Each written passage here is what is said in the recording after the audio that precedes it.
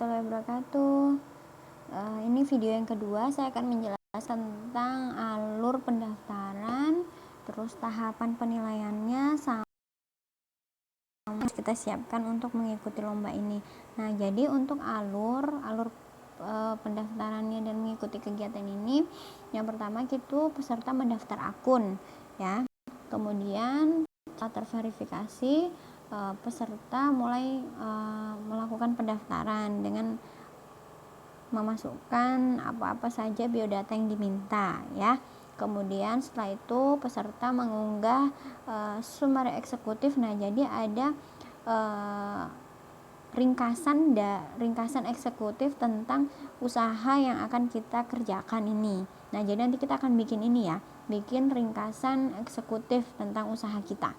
Nah, itu nanti akan diunggah dalam bentuk PDF bersama dengan dokumen-dokumen lain yang diminta. Itu ada seperti biodata peserta, kemudian surat izin orang tua, rekomendasi dari sekolah, kemudian pernyataan bahwa ini adalah produk orisinil itu ya, sama ada lagi nanti ada contohnya di bawah untuk formatnya yang sudah saya kirim juga di grup ya. Nah, setelah itu nanti akan selesai kita mendaftar, kita akan dilakukan penjurian oleh juri untuk ini tahap pertama. Nah, jadi ternyata ada tahapannya ya.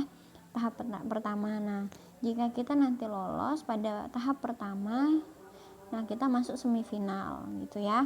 Nah, jadi kalau sudah semifinal, nah nanti ada lagi yang kita siapkan. Nah, tadi kan yang kita unggah baru eksekutif summary eksekutif, baru ringkasan eksekutif dari produk kita ya.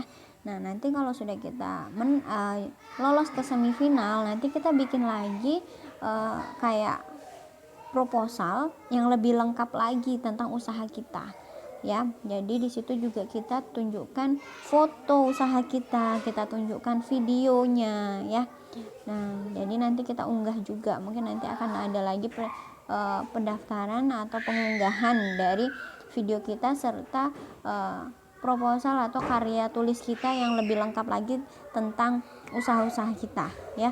Mungkin dari lebih lengkap lagi mulai dari pertama produksi ya, cara produksinya, kemudian pemasarannya lebih detail lagi, kemudian perhitungan laba ruginya lebih detail lagi gitu ya.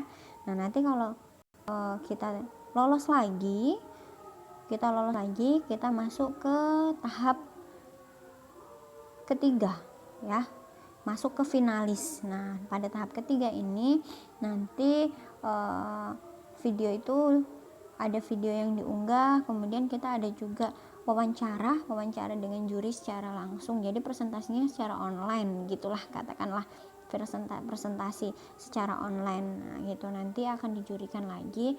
Kemudian jika kita menang lagi di tahap ketiga, nanti akan ada expo itu seperti kita membuat pameran produk kita gitu. Oke, selesai sampai di situ. Ketika kita menang, kita bisa memamerkan produk kita gitu ya. Nah, kemudian kita masuk ke ini tata tertib, baca sendiri ya. Nah, kita masuk ke pelaksanaan kegiatannya. Ini dibaca sendiri, ada jadwalnya di sini ya. Ternyata kegiatannya ini sampai Oktober, kalau memang kita lolos terus sampai ke tahap ketiga gitu ya. Nah, kita masuk aja ke teknisnya. Jadi teknisnya itu kita bikin summary eksekutifnya ya. Nah, jadi bentar ya. Jadi semuanya di sini harus punya laptop ya. Semuanya punya laptop kan? Karena kita akan mengerjakannya menggunakan laptop semuanya ya. Jadi kita akan ketik semuanya di laptop. Saya harap minggu ini sudah selesai, jadi jangan mepet-mepet untuk mendaftarnya. Jadi segera dikerjakan. Nanti harus komunikasi terus sama saya ya. Jadi biar cepat selesai. Nah, ini untuk karya tulisnya. nanti membuat ringkasan eksekutif dengan bahasa Indonesia, terus terdiri dari 1000 kata, tidak termasuk halaman cover ya, terdiri dari 1000 kata. 1000 kata itu sekitar 5 lembar, itu sudah masuk 1000 kata. Terus penulisannya menggunakan font Arial dengan size 11. Nah berarti kecil banget ya. Kalau kecil banget mungkin nggak sampai 5 lembar, mungkin 4 lembar bisa sudah 1000 kata ya. Kemudian diupload nanti dalam bentuk PDF. Nah jadi kita kerjakan di Word, kita rubah nanti ke PDF baru diupload. Kemudian marginnya topnya 4 sama bottomnya 4 ya, terus kanan kirinya 3, spasinya 1,5 dengan ukuran kertas A4, jadi yang pendek. Oke, terus ini ada, jadi nanti penyusunannya pertama cover, terus ringkasan eksekutif terdiri 1 latar belakang. Nah, latar belakang di sini kita jelaskan semua kayak produk kita itu apa sih, kita membuat produk kita itu kenapa sih gitu loh. Pertanyaannya gitu aja kalau latar belakang. Kenapa sih kamu bikin produk ini gitu. Nah, karena contohnya aja, karena di daerah kami banyak sekali terdapat tanaman kelapa. Nah, di sini kelapa hanya dibuat santan, hanya dibuat makanan-makanan yang kecil, tidak dijualkan secara menyeluruh atau bisa dijualkan sampai ke daerah-daerah yang lain. Nah, makanya itu kami membuatlah produk keripik kelapa gitu, contohnya seperti itu. Nah, tolong untuk latar belakang ini ya, jadi ringkasan eksekutif ini tolong dibuat dengan kalimat-kalimat yang singkat namun kalimatnya itu berbobot gitu. Dalam arti gini ya, karena nanti akan banyak sekali yang masuk ringkasan eksekutif dari sekolah-sekolah lain, dari tim-tim yang lain. Nah, makanya itu untuk tahap pertama kita hanya disuruh mengirimkan ringkasan eksekutif. Ringkasan eksekutif ini ringkasan seluruh tentang produk kita. Jadi bikinlah kalimat-kalimat yang bagus, berbobot, kemudian langsung bisa dipahami oleh juri, langsung bisa dipahami, oh kita ini ternyata bikin ini loh gitu. Nah ya, jadi terus tunjukkan keunikan dari produk kalian di latar belakang ini. Nah, jadi saran saya untuk membuat latar belakang ini supaya kita bisa banyak kalimat yang kita utarakan, sebaiknya membaca dulu tentang apa yang kita buat. Contohnya tadi kelapa. Nah, jadi kalian searching dulu kelapa ini manfaatnya apa sih. Nah, jadi masuk di latar belakang nih, manfaat kelapa ini seperti ini, baik untuk kesehatan seperti ini, terus rasanya enak, terus keunggulan dari produkmu ini apa gitu. Nanti dijelaskan semuanya di latar belakang ya, jadi nggak usah terlalu panjang lebar tapi mengena gitu. Nah, tapi usahakan ini hanya 3 poin, itu semuanya nanti di kategori 1000 kata gitu. Oke, jadi masuk di latar belakang. Nah, nanti dikerjakan pelan-pelan. Nanti kalau ada yang bingung tanya saya. Kalau sudah selesai latar belakangnya misalnya 1, kirim aja ke saya, nanti saya koreksi gitu ya. Terus yang kedua, gagasan inovasi, menjelaskan mengenai produk atau jasa yang ditawarkan. Boleh jika merupakan ide, ya kan, keunggulan dari produknya atau jasanya sesuai dengan solusi yang ditawarkan untuk menyelesaikan permasalahan di masyarakat. Nah, gagasan inovasi ini jelaskan inovasi kamu dalam produk kamu ini. Dijelaskan semua, produk saya ini adalah produk yang seperti ini, terbuat dari ini, produk saya ini lebih menarik daripada produk orang lain, itu boleh. Berbeda dari produk lain, berbeda, misalnya tadi kayak keripik kelapa ya, berbeda dari keripik-keripik yang lain, perbedaannya ini gitu kan. Nah, terus ini bisa menjadi makanan sehat, solusi dari orang yang suka ngemil, masyarakat suka ngemil tapi takut gemuk atau bagaimana, kayak gitulah contohnya. Terus masuk juga apa sih keunggulan dari produk kamu. Terus kalau misalnya pun ada kelemahan ya jelaskan juga solusinya, tapi sebaiknya nggak usah lah dijelaskan kelemahannya ya, kayak gitu. Nah, terus masuk kalau bisa, kalau ada yang sudah bikin produknya di foto, nanti dimasukkan satu produknya di situ. Atau misalkan kalian belum membuat produk, kalian bisa fotokan bahan dasar dari produk kamu ini. Misalnya tadi produknya kayak jamur sawit ya, jamur sawit kan misalnya itu kalian mau bikin apalah dari jamur sawit. Nah kalian tambahkan aja foto tentang jamur sawit satu gitu. Kalau sudah ada produk tentang jamur sawit itu boleh juga difotokan gitu ya. Terus yang ketiga, implementasi. Di sini menjelaskan bagaimana mendapatkan bahan baku, dan bakunya itu diperoleh dari mana, banyakkah. Ya, ternyata bahan baku banyak sekali di sini, bahkan sampai dibuang-buang kayak gitu misalkan. Kemudian kita bisa memperoleh bahan baku dengan gratis, seperti itu contohnya ya. Terus proses produksi. Nah, jadi kalian di sini menjelaskan, menjelaskan tentang proses produksinya. Jadi nanti bikin implementasi satu, bahan baku. Kedua, proses produksi. Nah, dijelaskan proses produksinya itu seperti apa. Mulai dari pertama, siapkan bahannya ini, alatnya ini, terus cara membuat. Nah, jadi dijelaskan semuanya. Terus proses pemasaran atau penjualannya. Nah, poin ketiga, proses pemasaran dan penjualan.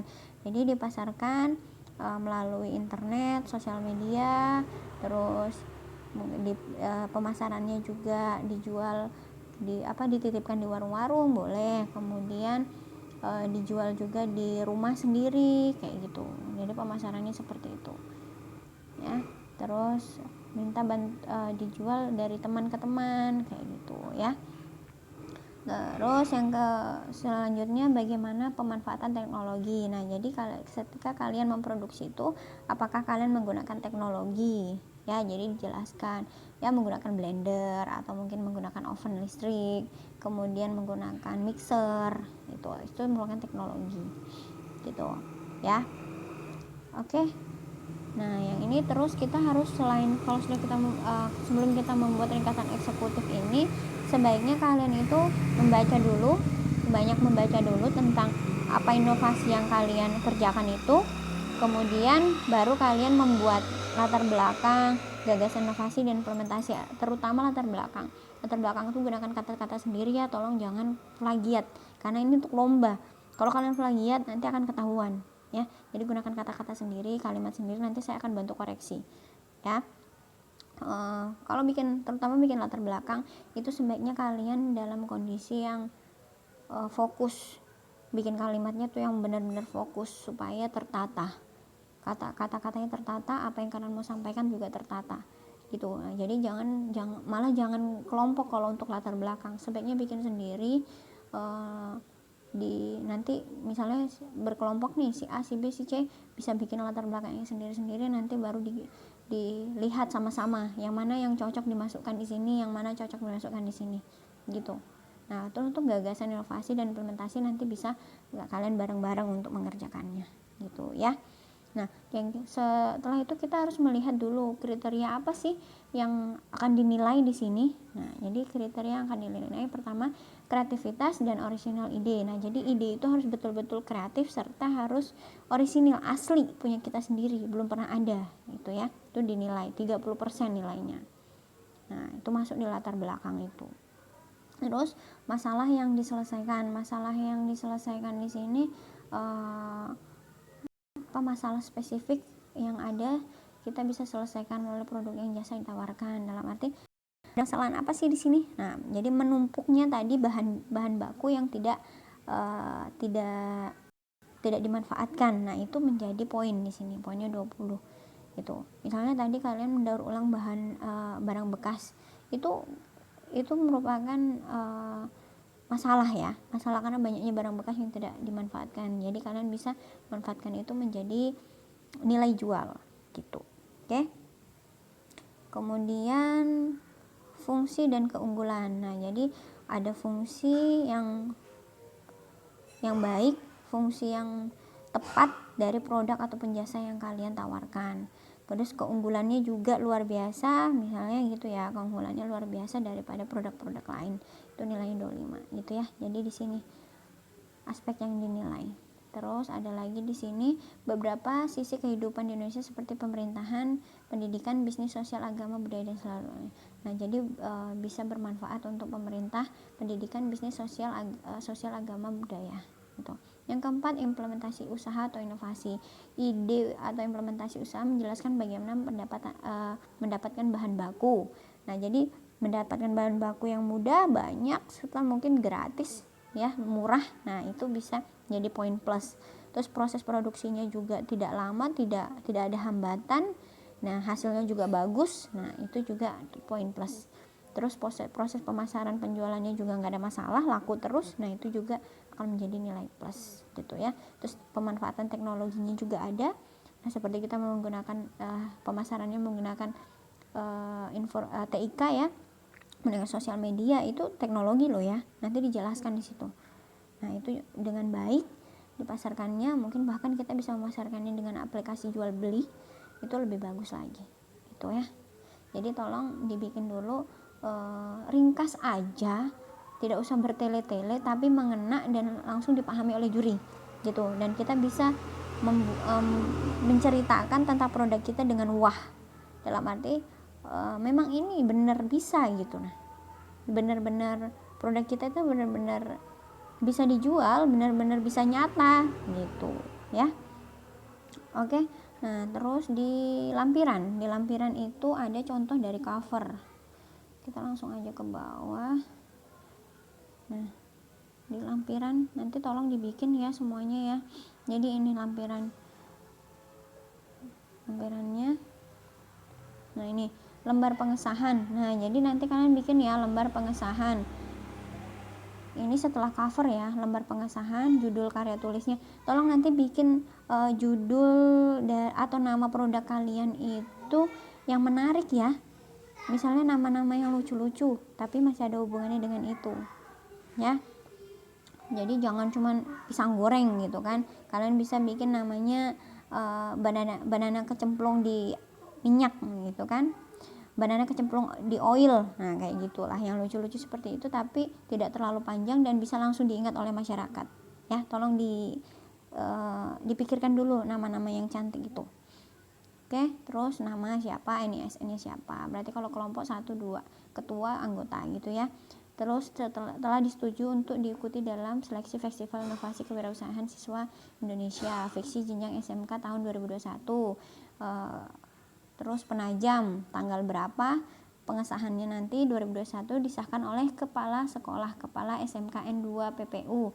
Nama bapaknya nanti saya share ya biar kalian bisa langsung ketik di situ ya. Kemudian nah ini surat rekomendasi nanti sekolah yang bikin, tapi nanti saya akan bikinkan, saya share ke kalian. Nanti tolong diisi nama kalian di sini ya, nama NISN nih ya, tolong nanti diisi nama kalian